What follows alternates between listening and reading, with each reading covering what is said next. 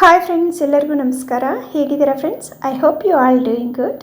ಕೆಲವರು ಮೇಕಪ್ ಮಾಡುವಾಗ ಫೌಂಡೇಶನ್ ನೀಟಾಗಿ ಬ್ಲೆಂಡ್ ಆಗ್ತಾ ಇಲ್ಲ, ನಮಗೆ ಫೇಸ್ ಮೇಲೆ ಒಂಥರ ಪೌಡರ್ ಥರ ಕಾಣಿಸ್ತಾ ಇದೆ ಅನ್ನೋರಿಗೆ ಕೆಲವೊಂದು ಬ್ಯೂಟಿ ಟಿಪ್ಸ್ ಜೊತೆಗೆ ಇನ್ನೂ ಕೆಲವು ಜ್ಯುವೆಲ್ರಿ ಟಿಪ್ಸ್ ಸಹ ಈ ವಿಡಿಯೋದಲ್ಲಿ ತಮ್ಮೊಂದಿಗೆ ಶೇರ್ ಮಾಡ್ತಾ ಇದ್ದೀನಿ ಫ್ರೆಂಡ್ಸ್.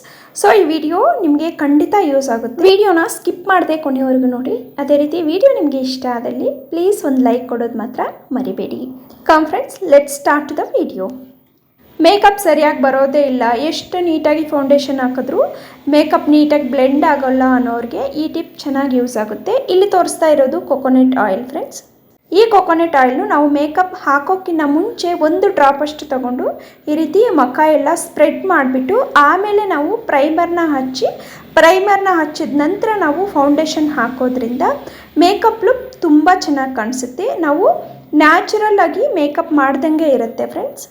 ಸ್ವಲ್ಪನೂ ಪೌಡರ್ ಥರ ಕಾಣಿಸಲ್ಲ ನೋಡಿ. ಈ ರೀತಿ ನೀಟಾಗಿ ಮೇಕಪ್ ಕೂತ್ಕೊಳ್ಳುತ್ತೆ. ಮೇಕಪ್ ಮಾಡ್ಕೊಂಡ ನಂತರ ನಮಗೆ ಮೇಕಪ್ ನೀಟಾಗಿ ಫಿನಿಶ್ ಆಗಬೇಕು ಅಂದರೆ ಮುತ್ತೈದರಿಗೆ ಕುಂಕುಮನ ಹಚ್ಚಲೇಬೇಕು.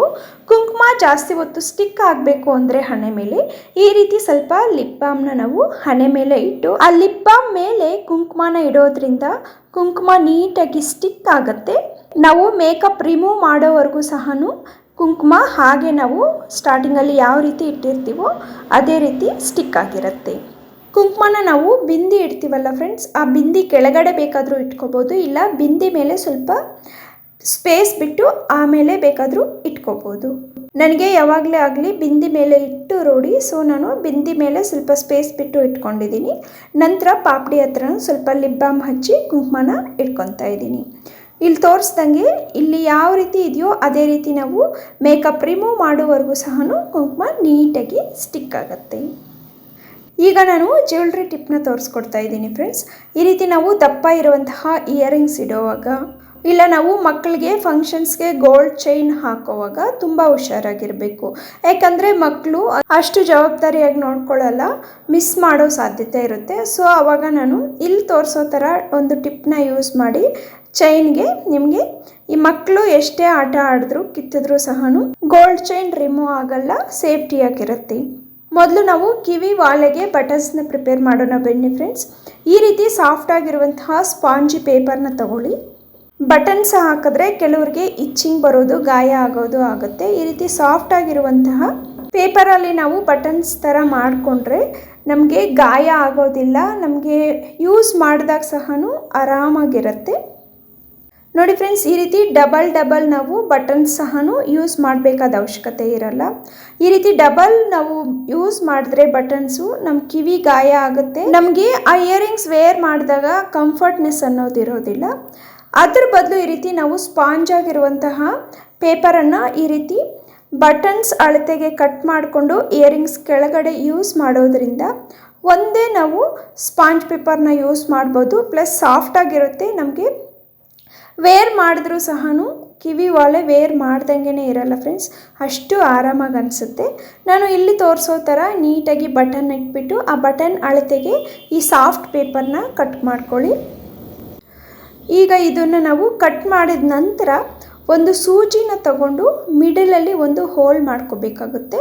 ಈ ರೀತಿ ಸೂಜಿನ ಉದ್ದಕ್ಕೂ ಸೇರಿಸ್ಬಿಟ್ಟು ಕೊನೆ ನಾವು ದಾರ ಹಾಕ್ತೀವಲ್ಲ ಅದರಲ್ಲಿ ಈ ರೀತಿ ರೌಂಡ್ ಮಾಡಿದ್ರೆ ಹೋಲ್ ಸ್ವಲ್ಪ ಜಾಸ್ತಿ ಆಗುತ್ತೆ ಫ್ರೆಂಡ್ಸ್. ಈಗ ನಾವು ವಾಲೆನ ಇಡೋಕ್ಕೆ ನೀಟಾಗಿ ಆಗುತ್ತೆ.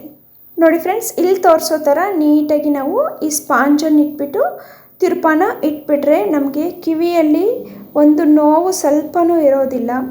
ನಮಗೆ ಎಷ್ಟು ಆರಾಮಾಗಿರುತ್ತಂದರೆ ಹಿಂದೆ ಸಾಫ್ಟಾಗಿರೋದ್ರಿಂದ ಕಿವಿ ಗಾಯ ಸಹ ಆಗೋದಿಲ್ಲ. ಎಲ್ಲ ಇಯರಿಂಗ್ಸ್ಗೂ ನಾವು ಡೈಲಿ ವೇರ್ ಮಾಡುವಂತಹ ಇಯರಿಂಗ್ಸ್ ಸಹ ಇದೇ ರೀತಿ ನಾವು ಯೂಸ್ ಮಾಡ್ಬೋದು.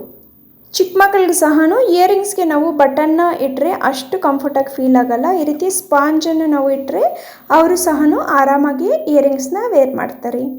ಈಗ ಚಿಕ್ಕ ಮಕ್ಕಳಿಗೆ ನಾವು ಫಂಕ್ಷನ್ಸ್ಗೆ ಚೈನ್ಸ್ನ ವೇರ್ ಮಾಡುವಾಗ, ಇಲ್ಲ ನಾವೇ ವೇರ್ ಮಾಡುವಾಗ ಅದು ಏನಾದರೂ ನಮಗೆ ಈ ಕೊಂಡಿ ಅನ್ನೋದು ಸ್ವಲ್ಪ ಲೂಸ್ ಇದ್ದರೆ ಅದು ಬಿದ್ದೋಗುತ್ತೇನೋ ಅನ್ನೋ ಟೆನ್ಷನ್ ಇರುತ್ತೆ ಫ್ರೆಂಡ್ಸ್. ಆ ಕೊಂಡಿ ನೀಟಾಗಿ ಲಾಕ್ ಆಗಬೇಕು ಅಂದರೆ ನಾನು ಇಲ್ಲಿ ತೋರಿಸೋವಂಥ ಟಿಪ್ನ ಫಾಲೋ ಮಾಡಿ.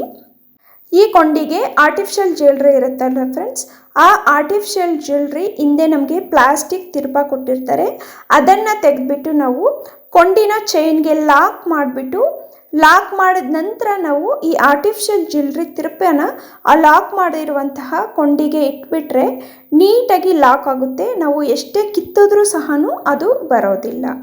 ನಿಮ್ಮ ಚೈನ್ ಕೊಂಡಿ ದಪ್ಪ ಇದ್ದು ಆರ್ಟಿಫಿಷಿಯಲ್ ಜ್ಯುವೆಲ್ರಿ ತಿರುಪ ಏನಾದರೂ ಚಿಕ್ಕದಾಗಿದ್ರೆ ಸ್ವಲ್ಪ ಹೋಲ್ ಜಾಸ್ತಿ ಮಾಡ್ಕೊಳ್ಳಿ. ಇಲ್ಲ ನಾವು ಪ್ರಿಪೇರ್ ಮಾಡಿದ್ವಲ್ಲ ಫ್ರೆಂಡ್ಸ್ ಇಯರಿಂಗ್ಸ್ಗೆ ಸ್ಪಾಂಜ್ ಬಟನ್ಸ್ನ ಚೈನ್ನ ಲಾಕ್ ಮಾಡಿಬಿಟ್ಟು ಅದೇ ಬಟನ್ನ ಇಟ್ಕೊಂಡ್ಬಿಡಿ, ಆರಾಮಾಗಿ ಲಾಕ್ ಆಗುತ್ತೆ. ಈ ರೀತಿ ಬಟನ್ ಇಟ್ಟಿದ ನಂತರ ನೀಟಾಗಿ ಪ್ರೆಸ್ ಮಾಡಿಬಿಡಿ. ನೀವು ಎಷ್ಟೇ ಡ್ಯಾನ್ಸ್ ಮಾಡಿದ್ರೂ ಸಹ ಇದು ನೀವು ತೆಗೆಯೋವರೆಗೂ ಬರೋದೇ ಇಲ್ಲ. ನೋಡಿ ಇಲ್ಲಿ ತೋರಿಸ್ತಾ ಇದ್ದೀನಿ. ಮಕ್ಕಳು ಸಹ ಅವ್ರಿಗೆ ಗೊತ್ತಿಲ್ದಿರ ಎಷ್ಟೇ ಆಟ ಆಡಿದ್ರೂ ಸಹ ಇದು ಕಿತ್ತು ಬರೋದೇ ಇಲ್ಲ. ಈ ರೀತಿ ಚಿಕ್ಕ ಚಿಕ್ಕ ಟಿಪ್ಸನ್ನು ಯೂಸ್ ಮಾಡಿದ್ರೆ ಸಾಕು ಫ್ರೆಂಡ್ಸ್, ಮಕ್ಕಳೇ ಆಗಲಿ ನಾವೇ ಆಗಲಿ ನಮ್ಮ ಗೋಲ್ಡ್ ಜ್ಯುವೆಲ್ರಿನ ಆರಾಮಾಗಿ ಸೇಫ್ಟಾಗಿ ವೇರ್ ಮಾಡಿ ನಾವು ತೆಗೆದು ಇಡ್ಬೋದು. ಮೇಕಪ್ ಸಹ ಅಷ್ಟೇ ಫ್ರೆಂಡ್ಸ್, ನಾನು ಸ್ಟಾರ್ಟಿಂಗಲ್ಲಿ ತೋರಿಸಿದ್ನಲ್ಲ, ಸ್ವಲ್ಪ ಕೊಬ್ಬರಿ ಎಣ್ಣೆನ ಹಚ್ಬಿಟ್ಟು ಆಮೇಲೆ ಮೇಕಪ್ ಸ್ಟಾರ್ಟ್ ಮಾಡಿ ಮೇಕಪ್ ನೀಟಾಗಿ ಬ್ಲೆಂಡ್ ಆಗುತ್ತೆ. ಐ ಹೋಪ್ ಈ ವಿಡಿಯೋ ತಮ್ಮೆಲ್ಲರಿಗೂ ಯೂಸ್ ಆಗಿದೆ ಅಂದ್ಕೊತೀನಿ. ಯೂಸ್ ಆಗಿದ್ದರೆ ನಿಮ್ಮ ಫ್ರೆಂಡ್ಸ್ ಹಾಗೆ ಫ್ಯಾಮಿಲಿ ಮೆಂಬರ್ಸ್ ಜೊತೆ ಶೇರ್ ಮಾಡಿ.